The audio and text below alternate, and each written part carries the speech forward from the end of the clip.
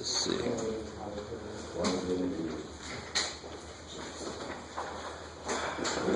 So if I had to do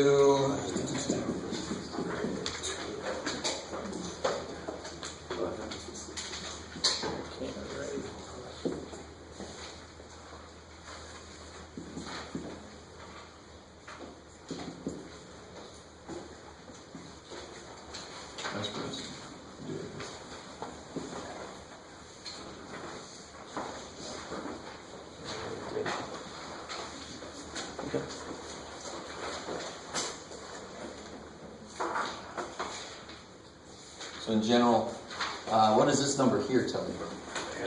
Amplitude. Makes sense. That's related to the stretching. It would be, if you call it a vertical stretch, it goes up like 4 times as much as it used to. So the amplitude is normally 1, so now it's 4. Like, that's amazing. It's the easy part. What do I need to do in here to figure out some further stuff?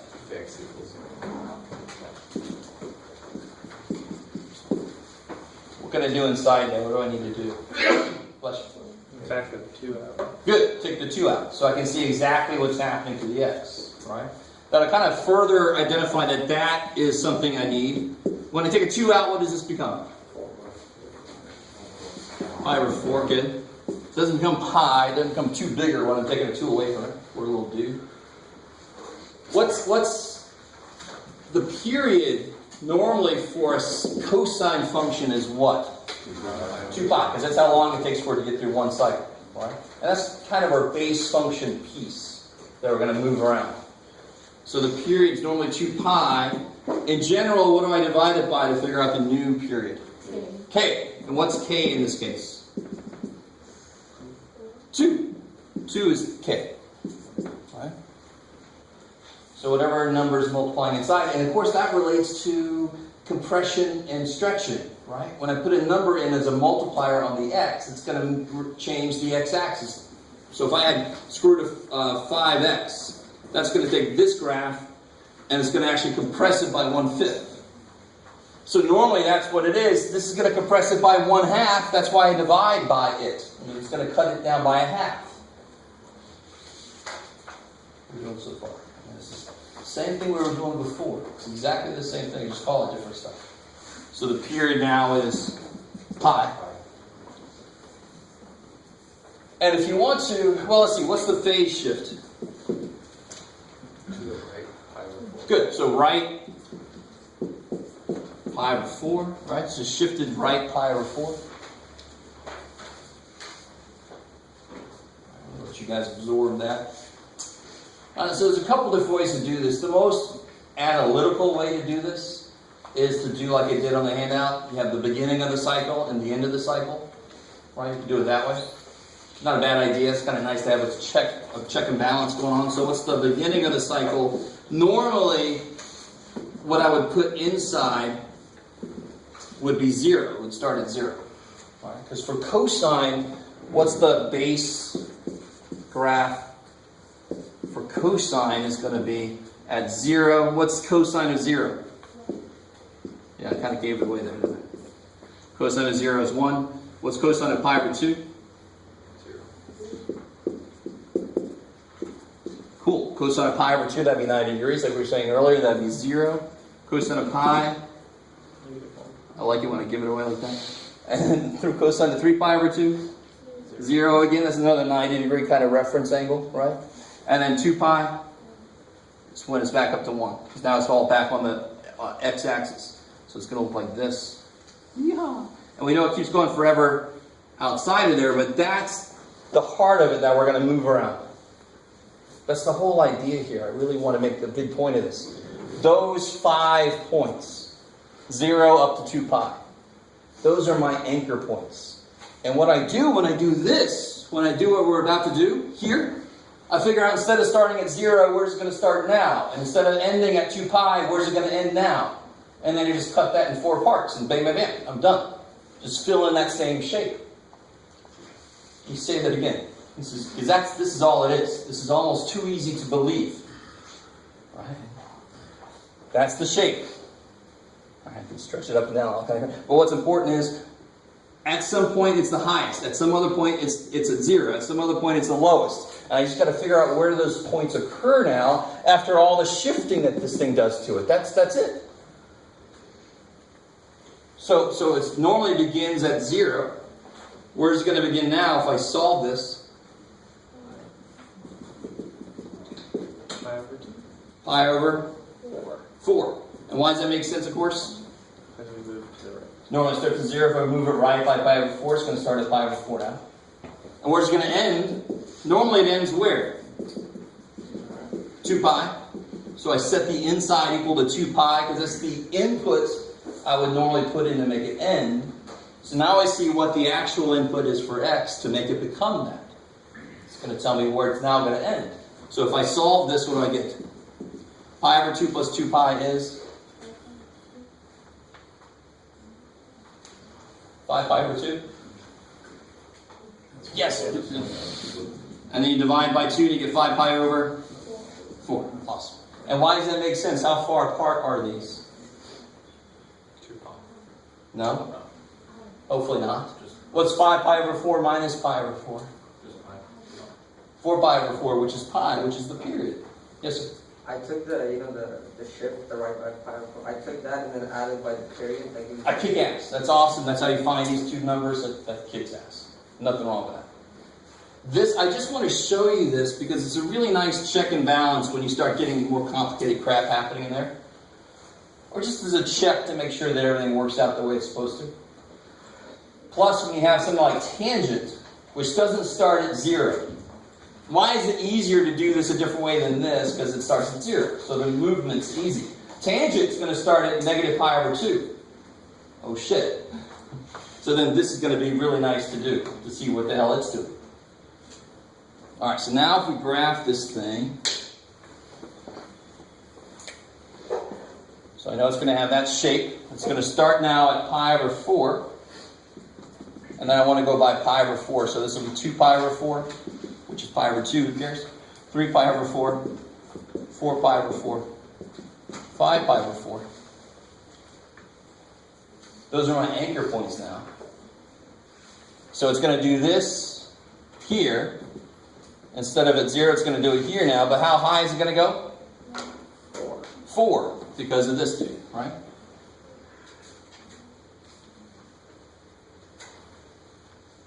Okay, so then you just got to plot points. So at this point, it's going to do what it normally does at the beginning. It's going to do the highest. Then it's going to go to 0. Then it's going to go to negative 4. And then to 0 again, and then to 4. It's going to have the same shape, just stretched. Which really just means you write a 4 there instead of a 1. And then you just fill it in. Weehaw. Make sure that you indicate that it goes forever in both directions. So it's sort of like if I ask you, what are all the natural numbers? You can go 1, 2, 3, continue. I'm not going to list them all for you. That would take forever. So I'm just saying, here's a representative sample of how it repeats. Now you just keep repeating it forever. I mean, I just got to give you one piece of it, right? Because it's going to keep doing that thing forever in both directions. That's the whole idea of it. How do you guys feel about that? Yes, sir. So on the y-axis, where does the 4 come from? Is that comes from the period or? Oh. Comes from the amplitude. So normally cosine outputs are between 1 and negative 1. So now my outputs are 4 times as big. So now it's between 4 and negative 4. Okay. Is that cool? All right. So I want you guys to do this. So it's very similar to the other handout, except it's got a lot of blank spaces for you to fill in.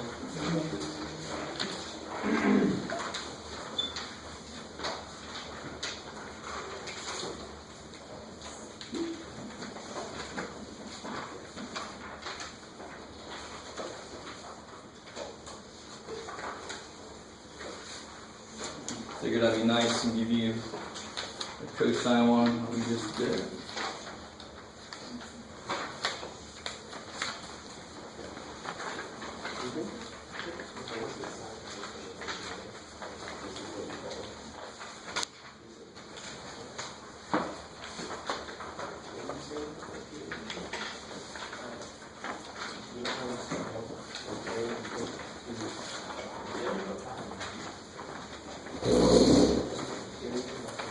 Alright guys, so you can work alone or together.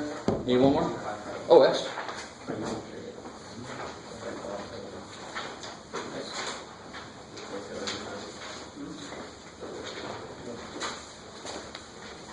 Call me over if you need some help.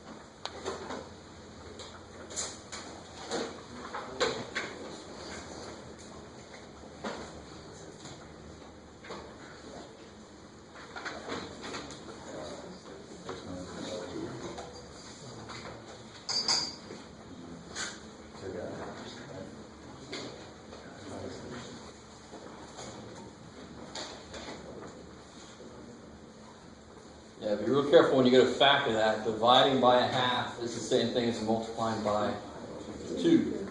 So the thing on the inside should get bigger.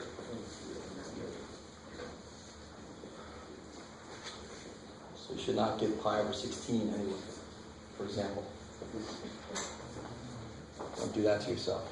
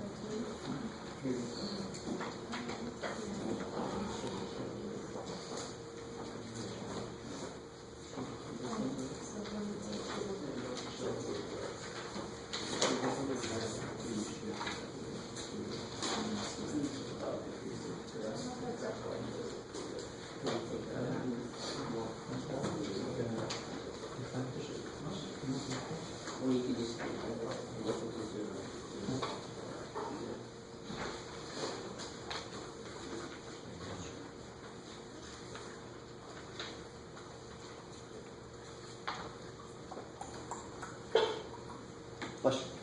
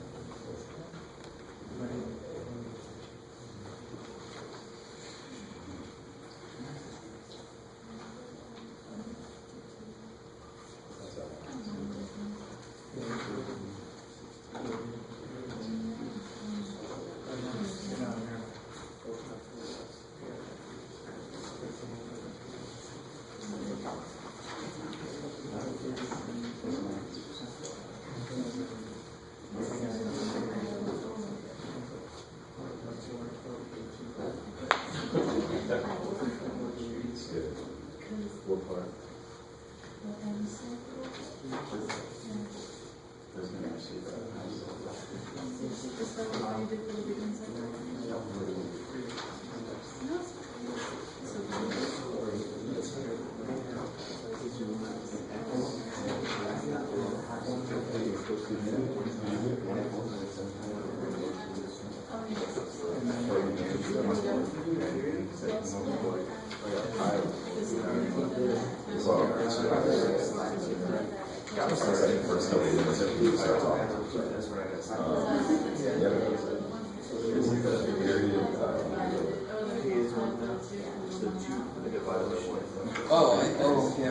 I sort of. So you mean what you're doing here, 4 to 4 to 5 or something? So no, it's 4 and 1. Yeah, exactly. And that's always difficult. I mean, it still works. But then the difference between these two is a little. It's still 2 pi over k. Well, no, that should be 1 because what's the period supposed to be? 4 pi. Or 4 pi. So see, this is really like 4 pi and a quarter of that. So mixed numbers with pi stuff is weird. So just don't write it as a mixed number. Keep it as an improper. Just reduce the 34. Because it wouldn't really be 4, it'd be 4 pi and pi. That'd be it. Just get 2 pi.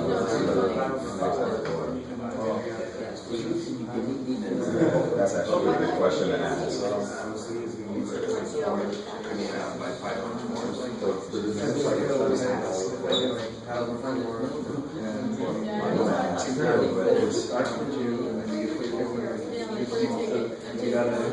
Well, let's go back. Is it 17 pi? Yeah, that's how far you want to go. Yeah. There's 2 things you can do. So we'll talk about it. You can march it out by 1. All right, let's see if everybody. Maybe we're all to the point where we're trying to figure out the scale. All right, good. All right. So when you factor inside, you get the 1/2 comes out, and you get x minus pi over 4, right? So what's k? 1/2. Cool. So the amplitude will be 2. Good. Period's going to be 2 pi over 1/2, which is 4 pi. Kick ass. I can see how much I want to shift by. I want to shift by to the right. Kick ass. Look at that in stereo and everything. So if I solve this, if you want to do this, you don't have to. There's other ways to do this. But if you solve this, you'll amazingly enough get your pi over 4 to the right that you're supposed to get. And if you solve this, you'll get 16 pi plus pi, 17 pi over 8. Then you multiply by 2, you get 17 pi over 4, which is 4 pi away from there, which makes sense because that's supposed to be the period. Right? Okay. How do you skip? Alright, so here we go. So if you want to be, you just need to show 4 parts to this thing, right? So one thing you can do is to say, for example, if this was pi over 2, then pi over 4 would be right there, right? Now, what's the other piece that we didn't really have to do in the last one because it was almost too easy to tell, because it was, well, we did do it on this one, didn't we? Normally you have to go 2 pi divided by, what am I trying to say? Yeah. To figure out how big each step you want to take is, you take the period divided by 4. So normally it would be this, right? You guys remember this step? Take the period divided by, cut it into 4 parts to see how, oh, okay, no. Take the period and cut it into 4 parts, and that's what we did. I probably did it here somewhere.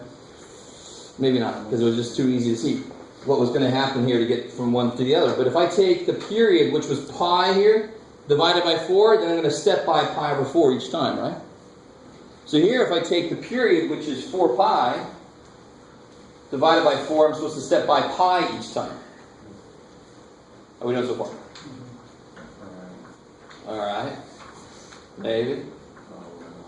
But if I do this, and I want to basically make it up to 4 1/4 pi, like somebody pointed out. Right? Am I going to make it, so pi would end up being like right here. This would be pi, 2 pi, 3 pi, 4 pi, and then 1/4 I can go a little bit further. Right? I could do that for one thing. Or I could actually, this is the part I probably wouldn't do. I could change to go back here and say, what would it look back here? That's the part that's a little bit harder to do. Because then you have to kind of change with these things. And I don't want to mess with that. Let's not mess with that. Let's just stick with this. Alright. So if I make that pi over 2, that's pi over 4. This is pi. This will be 3 pi over 2. This will be 2 pi. 5 pi over 2. 3 pi. 7 pi over 2. And this will be 4 pi. And this will be, you can do it, Jeff. You could do it. I don't know if I could do it. 9 pi over 2. Yay, Jeff. You guys, oh, what's up? Do we have to show 17 I know, and yeah. 5 over We have to do 4? 17. Total. But the scale, the tick marks weren't really allowing me to show those and show, and get all the way up to 17 pi over 4. Now all I got to do is, so I figured out I don't want to use this as pi over 4. I want to use this as pi over 2 so that I can get all the way to where it's supposed to go. Now just find where all of your points are supposed to go. So what I'm saying is you start at pi over 4. Start at pi over 4. Trying to find some room here. And then what's the next point I want to use? How much is each step going to be worth? Pi. So if I add pi to that, I go up to 5 pi over 4. Then I step up by pi again. 9 pi over 4, and then by pi again. 13. And then by pi again is going to end up there. Right? Those are the points that I want to use now on my x-axis, right? Yeah. All right. But 2 of them you can't use, so just use it 3 you can. So here we go. You ready? So I definitely want to be at pi over 4. Where's 5 pi over 4 going to be? What's pi up from here? So pi up from here is here. So pi up. Let me see if I can get you guys here. There's a lot of easy, quick way. Now, of course, on your own paper, you can make your own tick marks, right? But here, pi up from 0 will be pi. So pi up from pi over 4 should be in between here. Right? And in fact, what is this out of 4? This would be 6 pi over 4. So 5 pi over 4 would be right there. You guys semi with me here? Yeah. Alright. So pi over 4. Here's 5 pi over 4. I'm going to make those a little bit longer so I can identify them. There's 5 pi over 4. And then where is 9 pi over 4 going to be? Just between 2 pi. Beautiful. So here's 9 pi over 4. 13 pi over 4 is just a little bit more than 3 pi. So there's 13 pi over 4. And then 17 pi over 4 is going to be in between these two.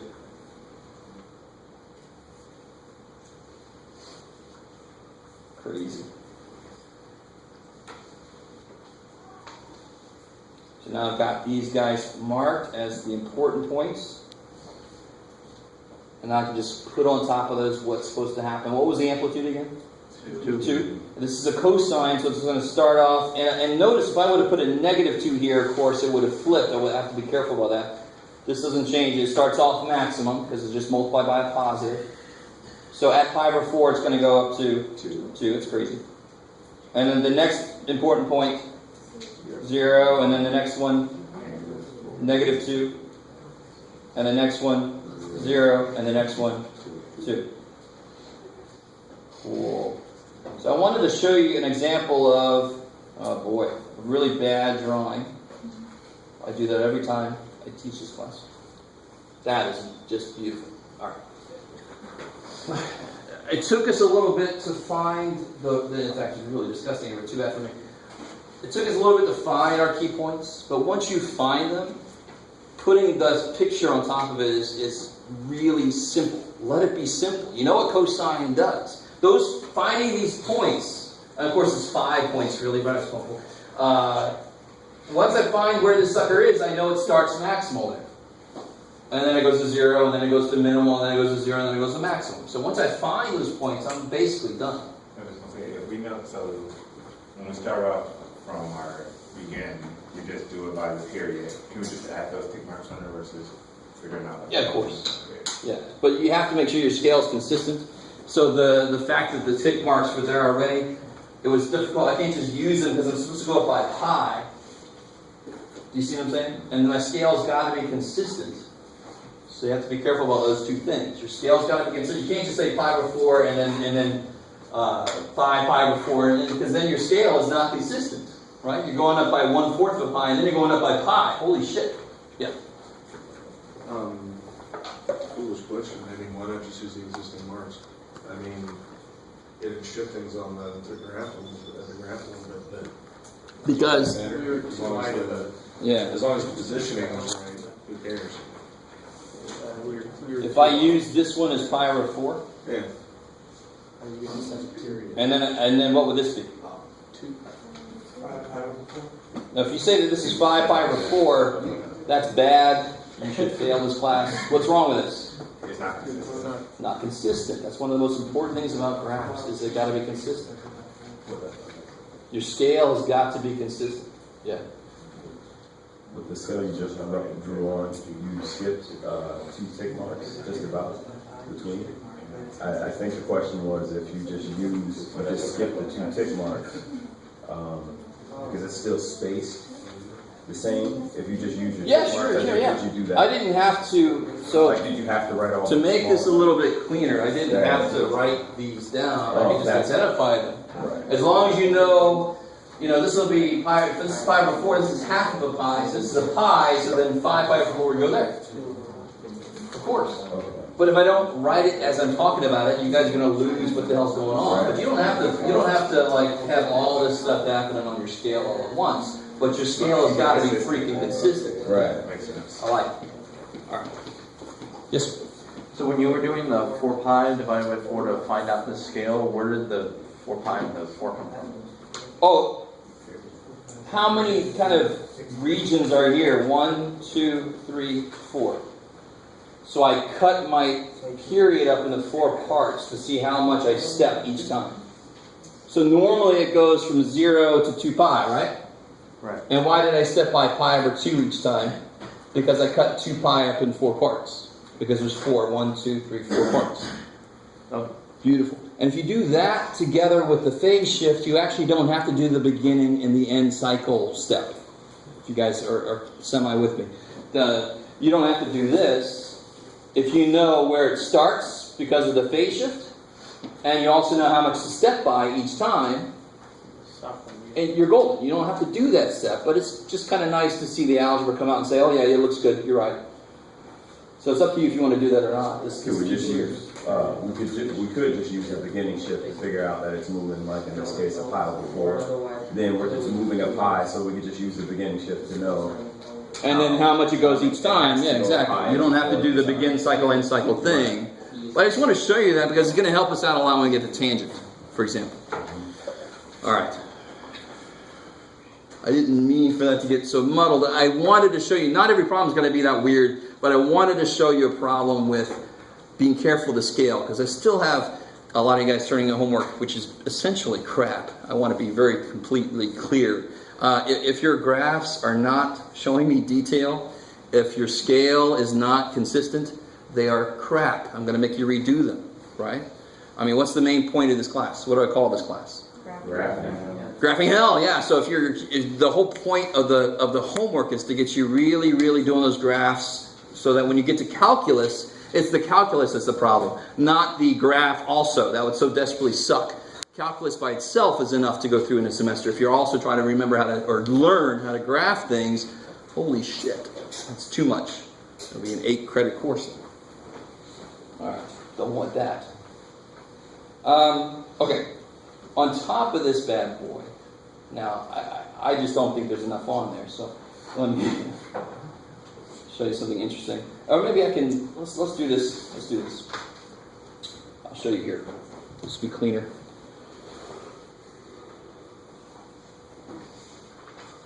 So if I do a regular, let's do sine, why not? If I do a regular sine graph. At 0, what's it going to be? Good. And then I go to pi over 2, pi, 3 pi over 2, 2 pi. So pi over 2, it's...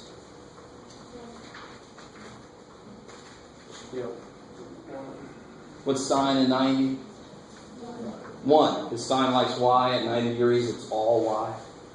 Just be 1 there. And then, of course, amazingly enough, it goes back to 0, down to -1, back to 0. I mean, these are beautiful. Sine and cosine are the same damn shape. just shifted, like we said earlier, right? So this is what the sine looks like. Now here's my question to you. How is cosecant related to sine?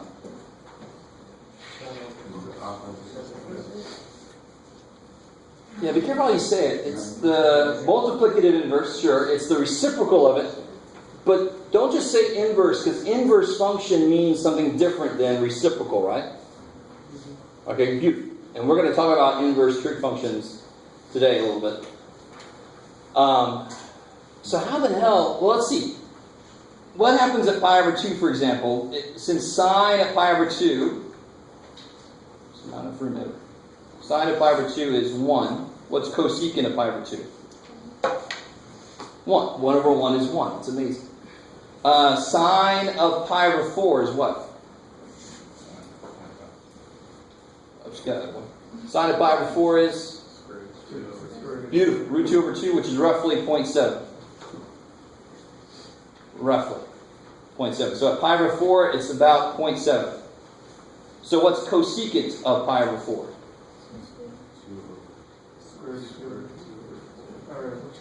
2 square root. 2 times the square root of 2 over 2. Root 2. I like it. Which is 1.41, blah, blah, blah. So here's where the cosecant would go. It'd be up here at 1.4. Where's 2 is about there, so 1.4 is about there. It'd be up there.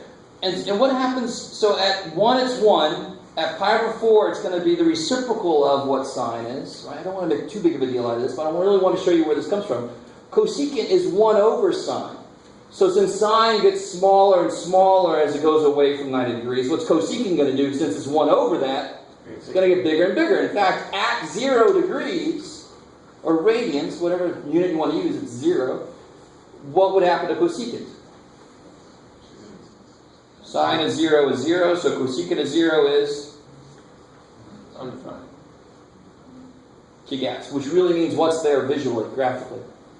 Asymptote, kick-ass. So at 0, anywhere sine is 0, cosecant's going to have a asymptote, right? So you end up just drawing these little parabolic-looking dudes.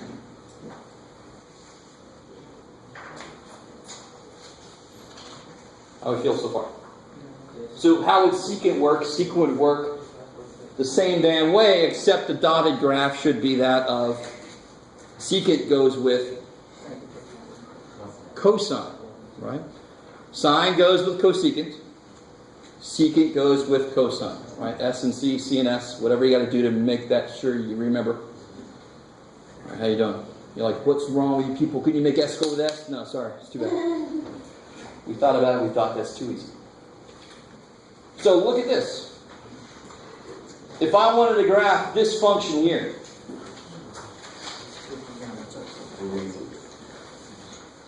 it's back on the front page. Yeah. If I want to graph this, compare it to the graph you did graph, what's the only difference? The word secant. Yeah, exactly. So this is cosine. So if I graph this, then all I have to do is, to graph this, I just have to put this is what I mean by put my u's on the top and the bottom.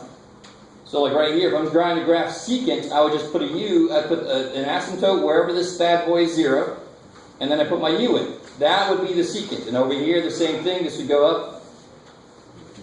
Sorry. So to graph secant or cosecant, you really just change it to sine or cosine, graph that, and then put the u's in between the little asymptotes, and you're golden. That's all there is to cosecant and secant. They're the same thing as sine and cosine. Just one more step. When you say use, you mean obviously at Yeah, I the mean highest and the little lowest parabolic points. stuff. At the highest and the lowest points, right? Yeah, so exactly. So wherever this valley is, this is going to peak. Mm-hmm. And then I put my little u on there, right? And a little u on the top there, bing, bing, right? Whatever sound effect you want to use, you do it. You want us to actually find that, but once it just, can we just draw it? No, the beautiful thing is, if you do all the work to find this, then you just draw that bad boy in. You're golden. Right? I don't need anything more specific. You've already done a lot of work on this. Then draw in your u's. Right? Cool. I like it. Maybe. How are we all doing? I freaked you out with the scale on this. It's too bad. Which is good. You guys got to be aware of that shit, right? It's weird shit. Okay. So what have we not talked about yet then? Tangent. The hell's up with tangent? I talked a little bit about tangent at the top here, but I want to look at where some of this stuff comes from.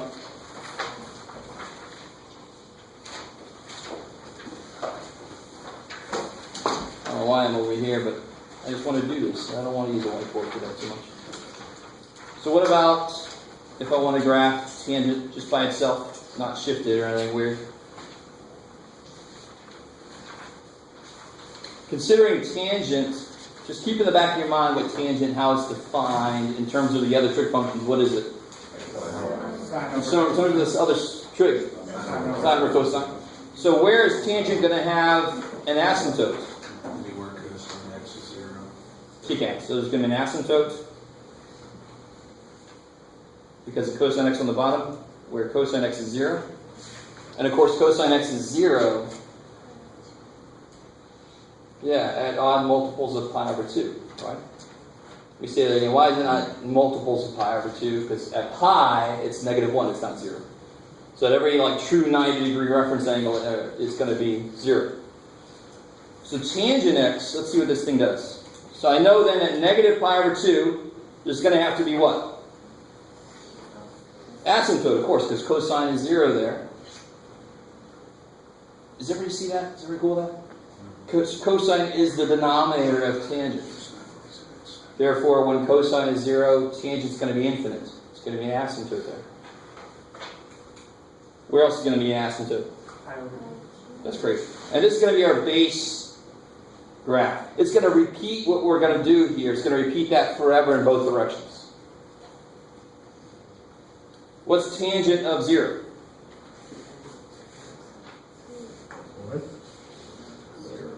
Zero. Basically, what's on the top of tangent is sine. So tangent follows sine really closely. It's smallest when sine is smallest, and it's biggest when sine is biggest. In fact, tangent goes to freaking infinity. It just really takes it to an extreme. Right? So at 0, it's 0. What about at pi over 4 and negative pi over 4? What's tangent of pi over 4? Yeah. It's the best one, right? At 45 degrees, sine and cosine are the same. Therefore, tangent is going to be 1, because it's the ratio of those. Negative pi over 4. Which one's going to be negative, sine or cosine? At negative 45 degrees. Which one's negative? Sine, right? Cosine is still cool, but tangent's then going to be negative. So at pi over 4, it's 1. And negative pi over 4, it's negative 1. So it ends up looking very cubish. Except it's got these asymptotes. And it just repeats the shape forever in both directions. Woo-hoo! Just like sine and cosine. Except this is not connected. Tangent's always weird to us because it's not connected. There's a wall here.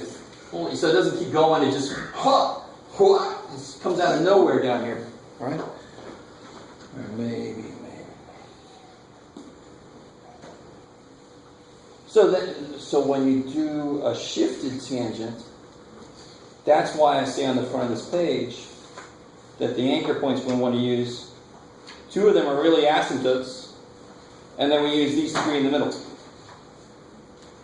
So is there an amplitude to tangent? It doesn't make any damn sense because tangent's going to go to freaking infinity no matter what. So there's no amplitude. But what I use that number for is an unshifted tangent is going to go to 1 here.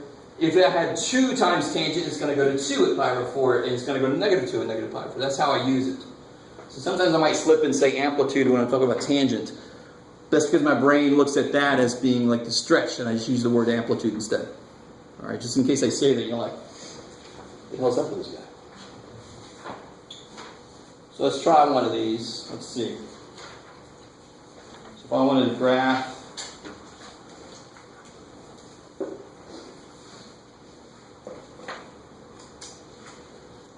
what you got, Jeff?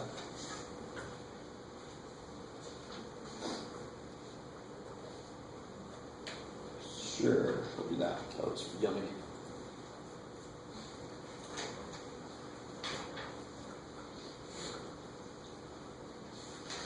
see, so this tangent, our base graph, starts at negative pi over 2. So you've got to really be careful about where it truly starts. Because there's some stretching. In this case, this is going to be compression. How can I tell this is going to be a compression? It's next to the end. Beautiful. But why is it not stretching? Why is it compression? Because it's Greater than 1. Kick ass. Right? It does the opposite. That looks like it should make it bigger, but it's inside, so it's the opposite. It's going to make it smaller. So, because of that, it doesn't start at 0. That compression is going to affect where it starts. 0, if I start at 0, if I compress or stretch, what does 0 say? 0. Right? It doesn't go anywhere. That's why it's easier with sine and cosine, because they start at 0. This, you got to be careful. This is where you definitely want to do the beginning and end cycle to be safe. So let's see. What do you think is the first thing I do here? Alright, so let's put this in the right form, sort of. So if I factor out at 2 pi, I get x minus kick ass. Don't let that simple math be the downfall, right? Just be really careful on that step. Just make sure 2 pi times 1/2 is pi, sweet, so I know I'm right. So I'm going to go ahead and call it an amplitude here, just because I know at some point I'm going to say it. What's my amplitude? 3. So I know that at those key points, those next step away from the asymptote points is going to go to 3 and negative 3. Because it normally goes to 1 and negative 1. What's K? 2 pi. 2 pi. Now I think some of you guys got to be careful. I think you're ahead of me, but it's not quite right. So you have a chance to make it correct. What's the normal period for a tangent? How far is this? 1 pi. So what's the new period? It'll be pi over k. 1/2. Yeah, so it's pi over 2 pi, which is 1/2. Let me stop there for a second. So with sine and cosine, why do we do 2 pi over k? Because normally it's 2 pi. So if k was 1, it's going to be what it is, what it's supposed to be. Tangent doesn't have a period of 2 pi. It's got a period of pi. So you always take what the period is currently divided by the multiplier on the inside to see what the new period is. And that's true for any periodic function. Trigonometric functions are just one example of periodic functions. There are a lot of other periodic functions out there. That just means that they attain the same values over and over again forever. So that's the easiest example is this. Right? So there's a period, 1/2. So beginning cycle, normally it begins at negative pi over 2. So now I just set the inside equal to that and solve.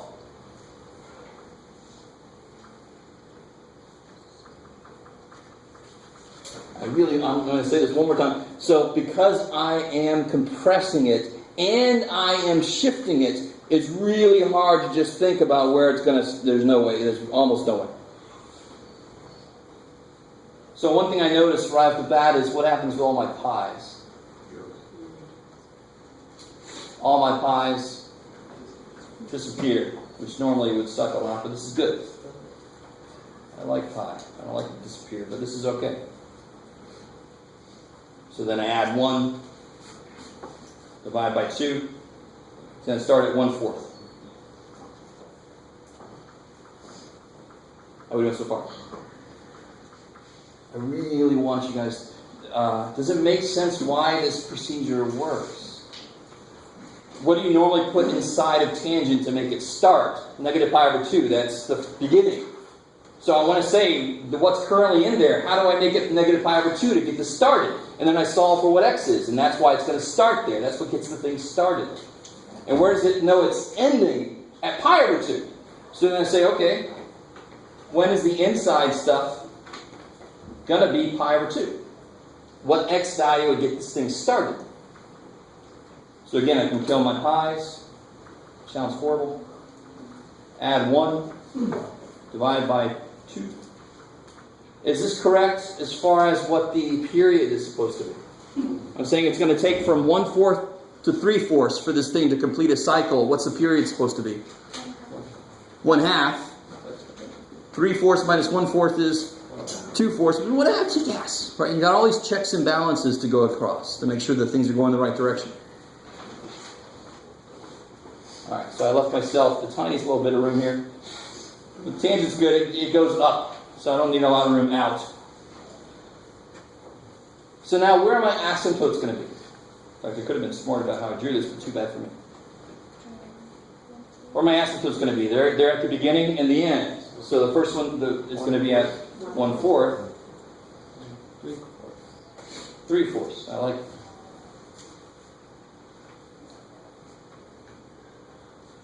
So what I'm doing is this same shape. I'm going to draw down here. But you see, I've broken this up into parts. And how big is each step going to be now? Yeah, I take the period, which is 1/2, divided by 4. 1/8. I like it. So this is 2/8, 3/8, 4/8 is 1/2, 5/8, 6/8 is 3/4.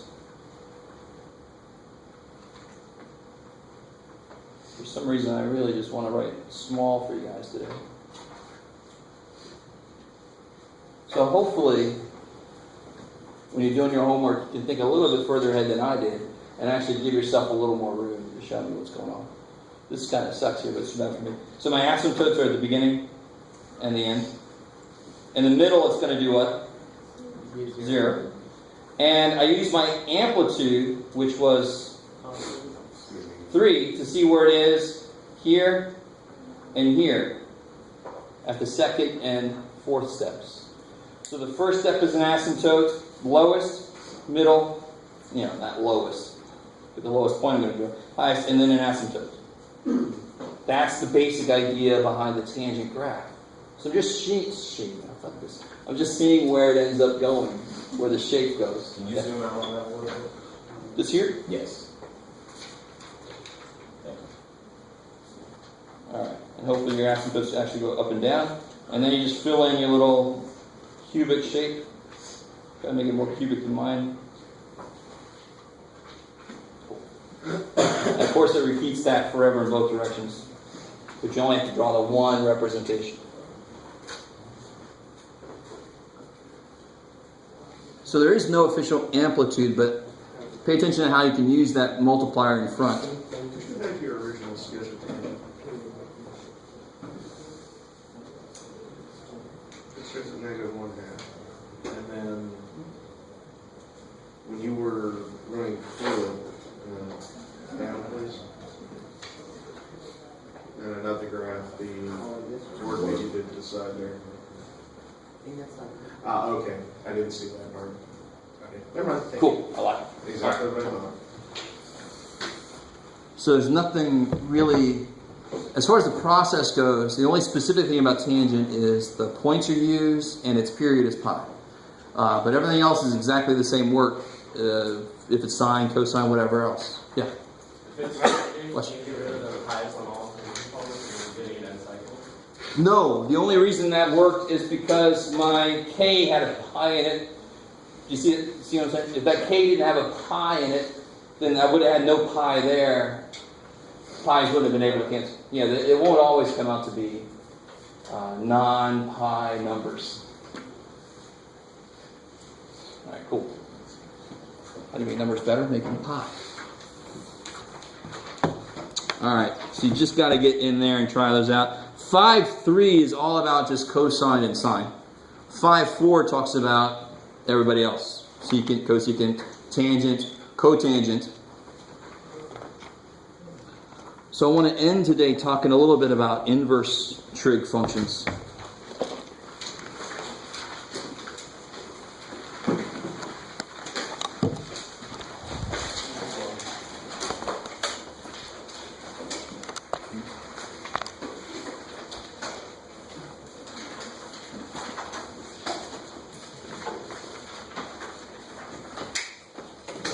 And I think actually, what's funny is way before we talked about trig functions, I talked about what we're going to have to do when we got here. to make an inverse exist. Because what has to be true about a function graphically in order for an inverse to exist? Horizontal line test, right?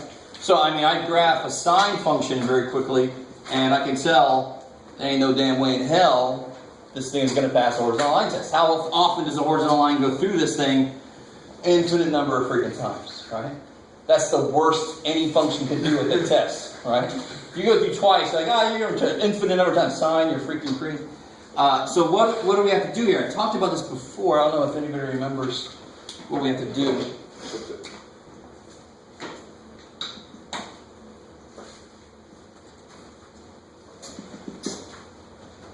Pi, negative pi. I drew it like this for a reason. So normally one cycle is here. I wanted to take it back here, and you can see I need to define the domain, because I can define the domain any way I want to, right? And what that's going to mean, if I change the domain of my function, let me see if you guys are with me. If I change the domain of my function, if I make it something different, what does that mean about my inverse function?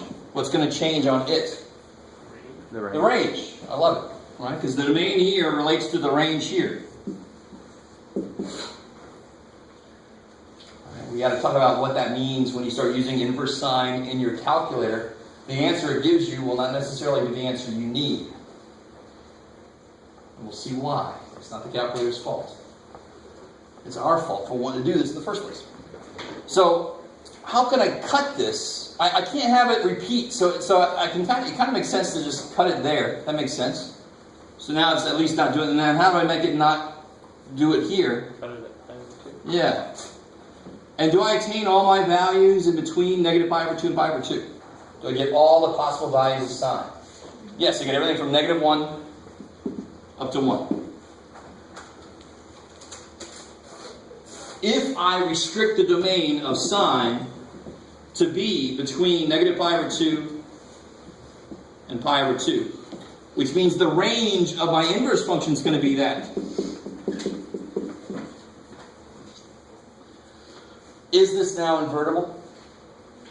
Yes, of course it is, right? Because it passes the horizontal line test. It's sort of like earlier, there were problems in your homework where they gave you half a parabola. Totally invertible, because they cut it so that it doesn't overlap with itself, right? Okay, I like it. Now, the downside of this is, let me ask you this. What's, if I'm at 7 pi over 6, what's the reference angle going to be? 30. Pi over 6. Pi over 6, cool. So what would sine of 7 pi over 6 be? Actually, let's do this. Let me make it a little bit easier for our calculators when we do this in a second. What is 7 pi over 6 in degrees? 30. This is pi over 6 is 30. What's 7 pi over 6? Probably 7 of those. 210. I like it. So sine of 210 degrees is related to sine of 30 degrees, right? Because that's the reference angle. What's sine of 30? Yeah, sine of 30 is 1/2, and then since it's quadrant 3, it's negative.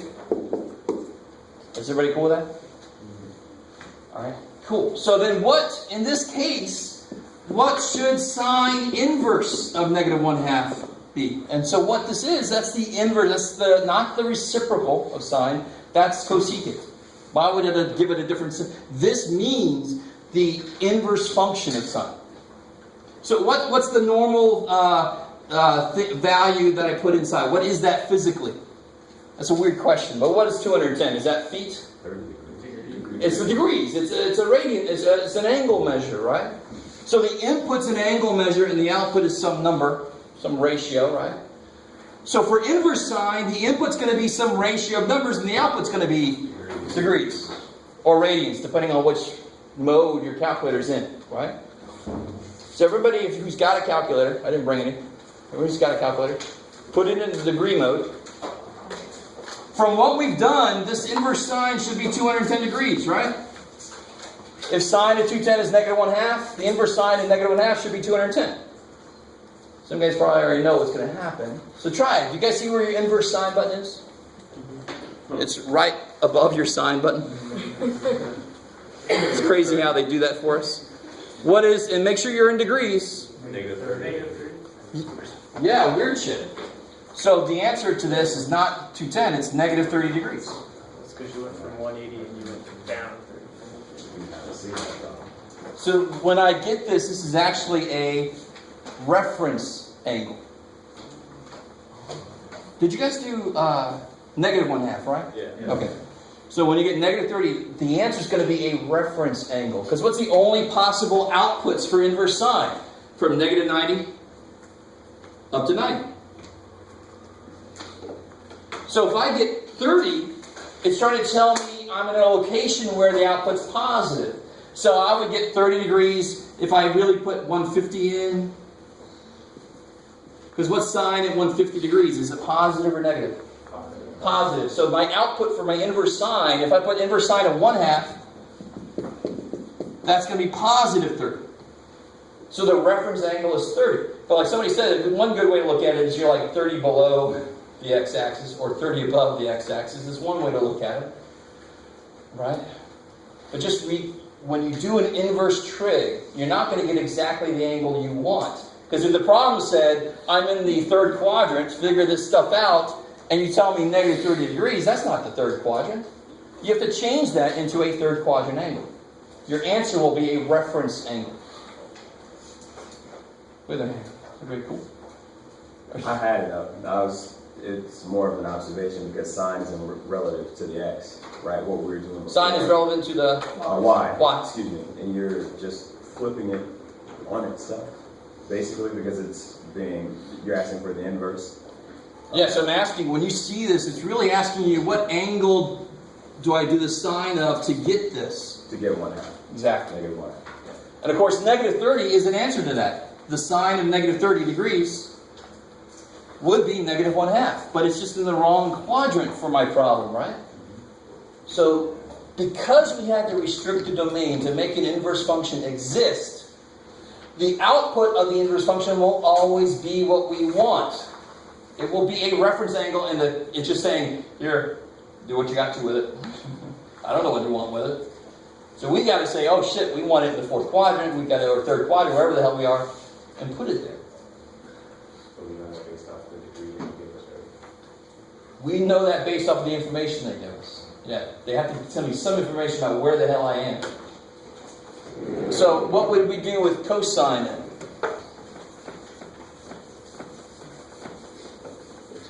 Oh, good, we get time. Haha. Oh, glancing at the clock. Stay with me now. Okay. So what would we do with cosine? Well, it kind of makes sense. Cosine starts here maximal, right?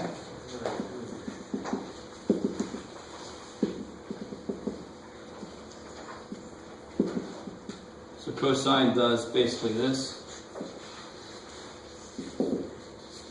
So how should I cut cosine? Just move the pi, there you go. It's going to look roughly the same as what we ended up for sine. How should I cut this so that it doesn't overlap with itself? Well, the first place it starts to overlap, I don't want to even do that, do I? Because it's back here, so I want to cut it here from 0 up to pi. Because if I cut it there, then that looks a lot like the little sine piece we had earlier, right? So for cosine, I have to restrict the domain to be from 0 to pi.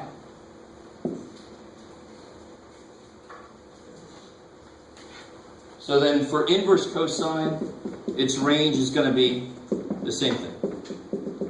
Because, of course, inverse functions take x's and make them into y's, right? So the inverse function will have the same domain, have the same range as the domain of the original function. It's the x and y, flip it.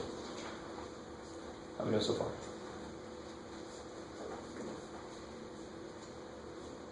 Alright. Maybe. Let's try one problem and we'll head out. Let me give you one like they have here in the book.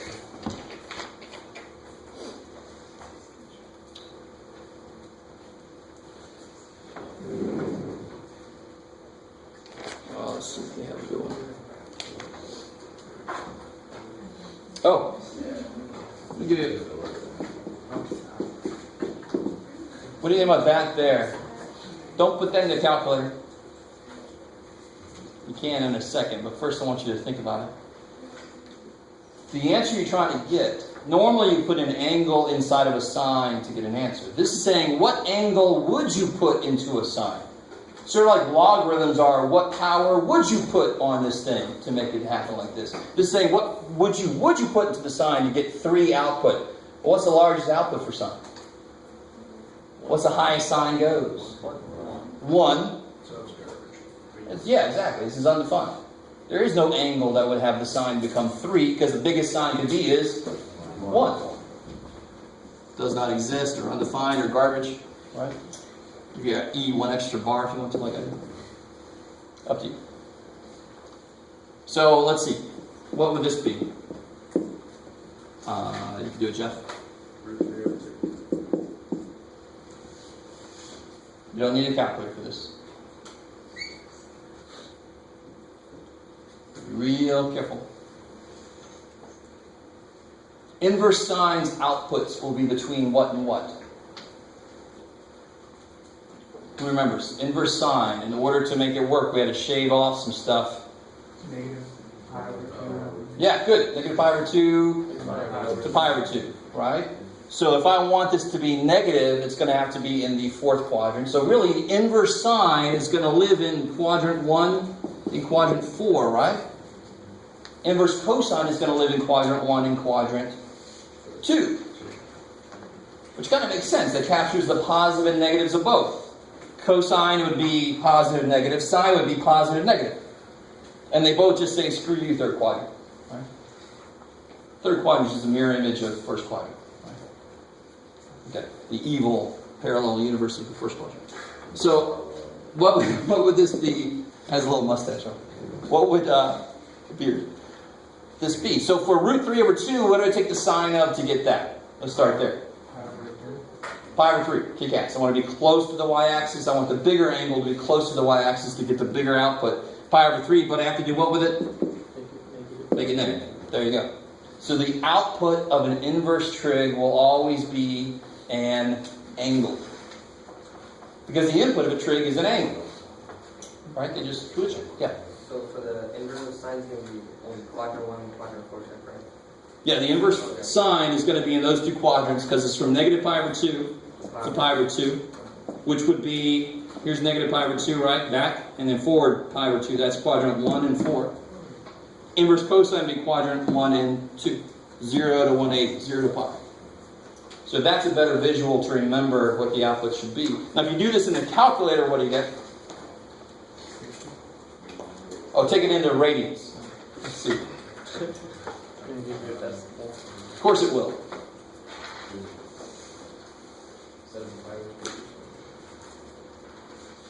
How did you do that? Is that what your calculator gave you? No, Okay, I got you.